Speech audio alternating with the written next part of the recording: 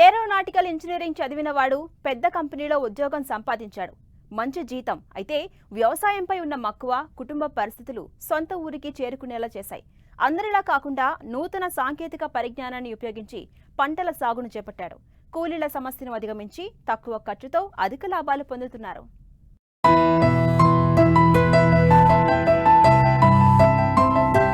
దేశానికి వెన్నెముక రైతన్న.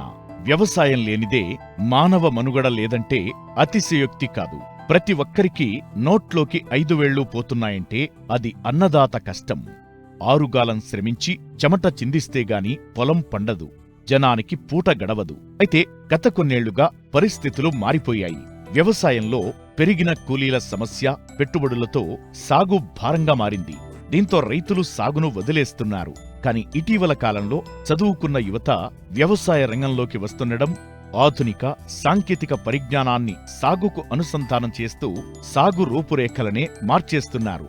ఈ కోవలోకి వస్తారు శ్రీకాకుళం జిల్లా నర్సన్నపేట మండలం జమ్ము గ్రామానికి చెందిన యువ రైతు రెడ్డి సతీష్. ఏరోనాటికల్ ఇంజనీరింగ్ చదివి ఎయిర్ క్రాఫ్ట్ మెయింటెనెన్స్ ఇంజనీరుగా పనిచేసి కూడా వ్యవసాయంపై ఉన్న మక్కువతో సాగులో యాంత్రీకరణ ఉపయోగించి తక్కువ ఖర్చుతో అధిక దిగుబడులను పొందుతున్నారు. 2014 నుంచి 2024 వరకు నేను వ్యవసాయం చేస్తున్నాను. 2014 నుంచి 2016 వరకు నేను వ్యవసాయంలో కూలీల కొరత వలన చాలా ప్రాబ్లమ్స్ నేను ఫేస్ చేశాను. ఆ ప్రాబ్లమ్స్ని అధిగమించడానికి లోకల్ అగ్రికల్చర్ ఆఫీసర్ని అప్పుడు శ్రీనివాసరావు గారు ఉండేవాళ్ళు, ఆయనకి కన్సల్ట్ అయ్యాను. ఆయన కన్సల్ట్ అయినప్పుడు ఆయన ఫార్మ్ మెకనైజేషన్ గురించి నాకు ఇంట్రడ్యూస్ చేశారు. ఫార్మ్ మెకనైజేషన్ ఇంట్రడ్యూస్ చేసినప్పుడు ఆయన, సార్ మీరే ఒక ఇది తీసుకురండి, ఒక ఎక్విప్మెంట్ తీసుకురండి అంటే ఆయన ఒక ఆత్మ పథకం ద్వారా ఒక అగ్రికల్చర్ ఎక్విప్మెంట్ని రెంటల్గా తీసుకొచ్చారు. ఆ ఇయర్ నేను రెంటల్గా ట్రై చేశాను. రెంటల్గా ట్రై చేసినప్పుడు చాలా బాగుంది అనిపించి నెక్స్ట్ ఇయర్ 80% సబ్సిడీతో నేను ఒక యూనిట్ తీసుకున్నాను.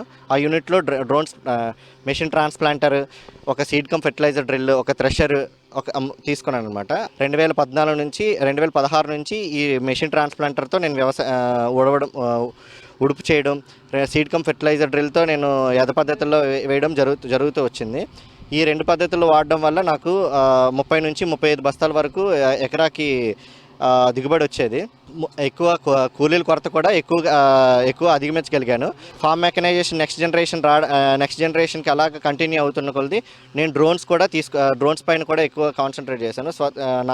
నా ఫీల్డే ఎయిర్క్రాఫ్ట్ మెయింటెనెన్స్ ఇంజనీరింగ్ ఫీల్డ్ కనుక నాకు ఈ డ్రోన్స్ అనేవి కొంచెం నాకు తెలిసిన సబ్జెక్ట్ వల్ల నేను త్వరగా నేర్చుకోగలిగి నా ఫీల్డ్లో డ్రోన్స్ని ఉపయోగించగలిగాను.